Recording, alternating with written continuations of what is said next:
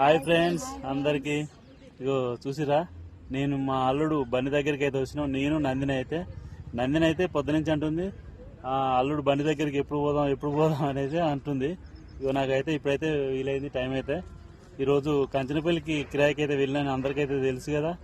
అయితే పోయి రాగానే ఇక తొందర రెడీ అయ్యి అయితే వచ్చేసినాం మా అల్లుడు బండి దగ్గరికి. అగో మా అల్లుడు బండి ఫ్రెండ్స్ అయితే వస్తారు చూడు. అందరు హాయ్ చెప్పండి. అందరు బాగున్నారా? ఏం చేస్తున్నారు?